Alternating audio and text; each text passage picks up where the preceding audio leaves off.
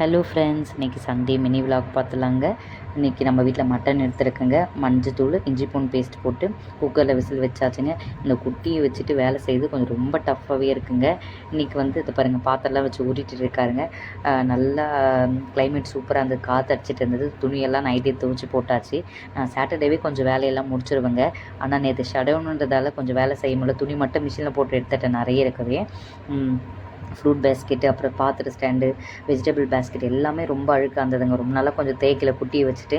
அதனால் இன்றைக்கி தேய்ச்சிலான்ட்டு எல்லாத்தையும் இது வெளியே போட்டு வச்சாச்சுங்க. வெளியே போட்டு எல்லாத்தையும் கழுவிட்டு, சரி மட்டன் வந்து தம்பி ஆஃப் பண்ண சொல்லியிருந்தேன். உள்ளே போய் பார்க்கலாம் வாங்க ஃப்ரெண்ட்ஸ். மட்டன் கொஞ்சம் ஓரளவுக்கு ஒரு 75% வெந்திருக்கு. தம்பிக்கு வந்து சூப் மாதிரி எடுத்து வச்சுட்டு தேவையான பொருள்லாம் கட் பண்ணி வச்சுட்டேன். கையோடு வந்து குழம்பு வச்சலான்னு பட்டை, கிராம்பு எல்லாம் போட்டு நல்லா வதக்கியாச்சுங்க. வெங்காயம், பெரிய வெங்காயம் போட்டு நல்லா வதக்கியாச்சு.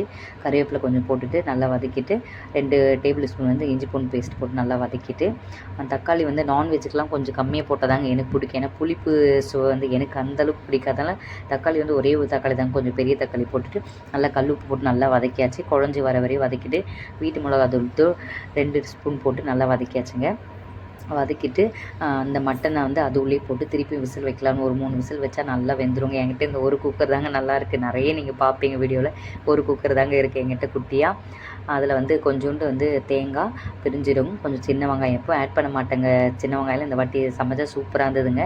மிக்ஸி கழுவுன தண்ணி போட்டு கொஞ்சோண்டு மட்டன் மசாலா தூள், ரொம்ப நேரம் கொதிக்க வைக்காது, கொஞ்சம் நேரம் கொதிக்க வச்சு ஆஃப் பண்ணிவிட்டு கொத்தமல்லி போட்டு இறக்கிட்டு இந்த இடம்லாம் லைட்டாக தொடச்சி விட்டுட்டு, தம்பி இது லஞ்ச் பேக்கெல்லாம் கழுவுன தண்ணியை வேஸ்ட் பண்ணக்கூடாது இல்லைங்களா.